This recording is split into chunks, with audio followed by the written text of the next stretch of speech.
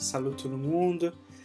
Bienvenue à notre méditation hebdomadaire sur la parole de Dieu. Je suis content toujours de pouvoir préparer ces moments pour que toi tu puisses avec moi réfléchir sur ce que Dieu nous a laissé. Ce dimanche, je veux vous inviter à réfléchir sur le texte de Jean chapitre 21 de verset 1 au verset 14. Après cela, Jésus se manifesta encore aux disciples sur les bords de la mer de Tibériade. Voici comment il se manifesta. Simon-Pierre, Thomas, appelé Didyme, Nathanaël de Cana en Galilée, les fils de Zébédée et deux autres de ses disciples étaient ensemble. Simon-Pierre leur dit : « Je vais pêcher. » Ils lui dirent : « Nous allons nous aussi avec toi. » Ils sortirent et montèrent dans la barque. Cette nuit-là, ils ne prirent rien. Le matin venu, Jésus se trouva sur le rivage, mais les disciples ne savaient pas que c'était Jésus. Jésus leur dit : « Enfants, n'avez-vous rien à manger ?» Ils lui répondirent : « Non. » Il leur dit : « Jetez le filet du côté droit de la barque, et vous trouverez. » Ils le jetèrent donc, et ils n'étaient plus capables de le retirer, à cause de la grande quantité de poissons. Alors le disciple que Jésus aimait dit à Pierre : « C'est le Seigneur !» Dès que Simon-Pierre eut entendu que c'était le Seigneur, il mit son vêtement, car il était nu, et se jeta dans la mer. Les autres disciples vinrent avec la barque, en traînant le filet plein de poissons, car ils étaient éloignés de terre que d'environ 200 coudées. Lorsqu'ils furent descendus à terre, ils virent là un brasier, du poisson posé dessus, et du pain. Jésus leur dit : « Apportez les poissons que vous venez de prendre. » Simon-Pierre monta dans la barque et tira à terre le filet, plein de 153 gros poissons. Et quoiqu'il y en eût tant, le filet ne se déchira pas. Jésus leur dit : « Venez manger. » Et aucun des disciples n'osait lui demander : « Qui es-tu » car il savait que c'était le Seigneur.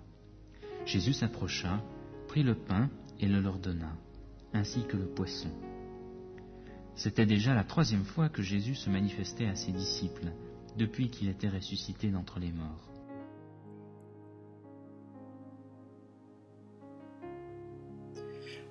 La question que ces textes nous posent, c'est comment recevoir et croire dans cette nouvelle de la résurrection, nous aujourd'hui, dans ces quotidiens où nous voyons par exemple le Covid-19, cette pandémie qui prend le dessous de tout, dans ces quotidiens qui nous bouleversent et que nous découragent. Je pense que ce qui est étonnant dans cet évangile de Jean, c'est que nous avons l'impression dans le chapitre 20 que tout est fini. On a l'impression dans le chapitre 20 que la conclusion a été faite. Et Jean, il finit le chapitre 20 après avoir montré Jésus ressuscité, qui apparaît à ses disciples. Et il finit avec cette parole, voilà tous les signes miraculeux que Jésus a accomplis. Donc l'impression qu'on a, c'est que c'est fini. Mais là, il y a cette parole étonnante, encore une fois manifestée à ses disciples. Encore une fois, Jésus s'y manifeste. Si ce n'est pour nous dire que même quand tout nous paraît terminé à la vue humaine, Dieu ouvre encore et toujours d'autres encore. Et dans ces textes, je voulais vous inviter à réfléchir avec moi dans ces petits mots encore. Parce qu'il nous apporte 4 encore pour moi et pour toi, pour ma vie et pour votre vie. Le premier, c'est que Jésus les rejoint encore dans leur routine. Le train-train quotidien reprend ses droits. Pierre dit : « Je vais pêcher. » Les disciples qui étaient avec lui, nous allons avec toi. Et on voit que littéralement cette barque au corps du quotidien ne se démarre pas comme il souhaitait. eux qui avaient passé 3 ans avec le maître, eux qui avaient vécu des miracles extraordinaires, les voilà, et le texte nous dit, cette nuit-là, précise le texte, il n'est pris rien. C'est comme s'ils avaient retourné à ces 3 ans avant d'avoir connu Jésus. À savoir que c'est au moment où les disciples peinent dans leur labeur quotidien et ordinaire, au moment où ils s'épuisent à ne rien prendre, au moment où ils rament littéralement, c'est alors que Jésus les rejoint et les appelle.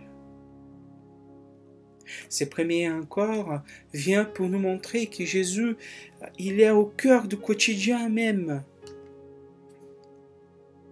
Il vient pour nous amener, même quand nous sommes au creux de la vague, il est là avec nous.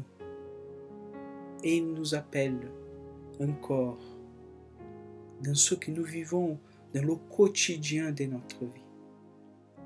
Le deuxième encore que je veux soulever dans cette méditation, c'est que malgré le fait que les disciples sont évidés, creusés, Jésus leur demande encore quelque chose. C'est là quand ils n'ont plus rien, que Jésus les invite à retrouver assez d'espérance pour nourrir quelqu'un d'autre. La première parole, même si quand les disciples arrivent au bord, le repas il est prêt, la première parole de Jésus c'est « Est-ce que vous avez quelque chose à manger ?»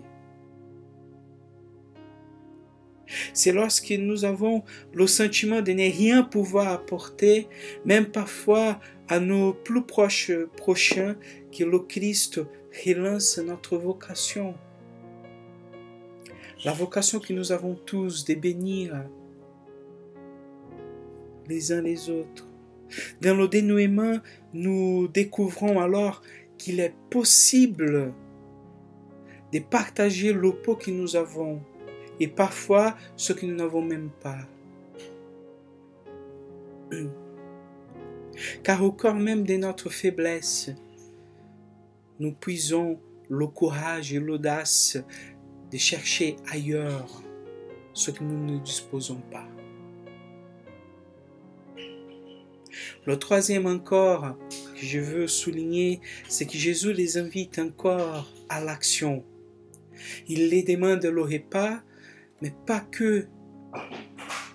Il les montre où il doit chercher.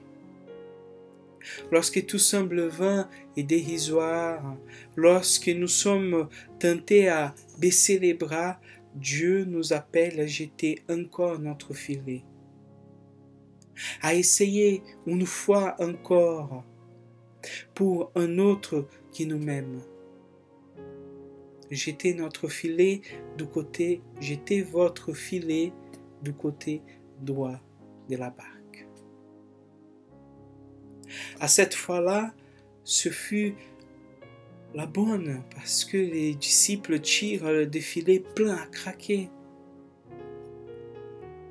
On voit que Jésus les demande simplement de déplacer un petit peu leur filet.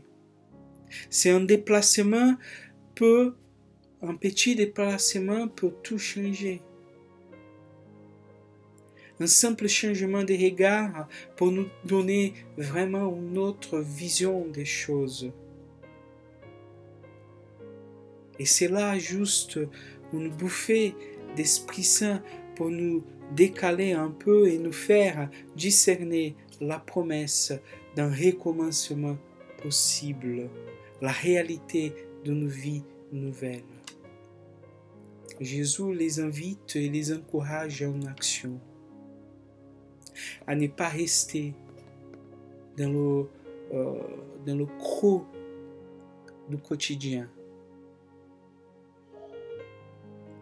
Le troisième encore, c'est que Jésus nourrit encore les disciples. Même si c'est lui qui va les inviter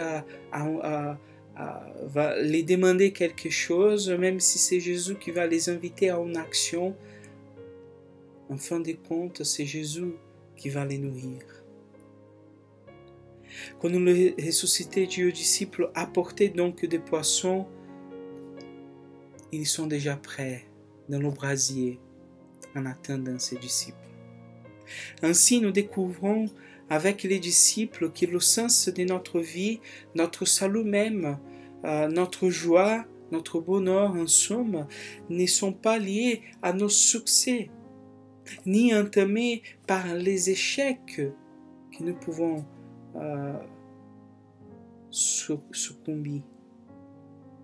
Mais ils sont un don de Dieu, un don de l'Esprit, que rien ni personne n'y saura nous ravir.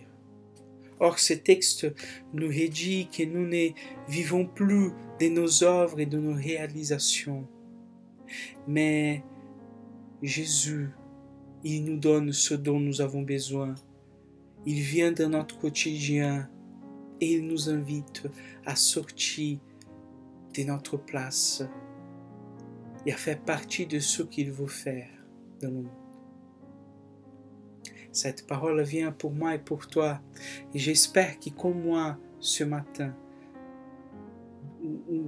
quand vous verrez cette vidéo, que le Seigneur puisse t'encourager à ne pas se laisser aller dans un quotidien qui peut nous blesser ou qui peut simplement nous faire arrêter,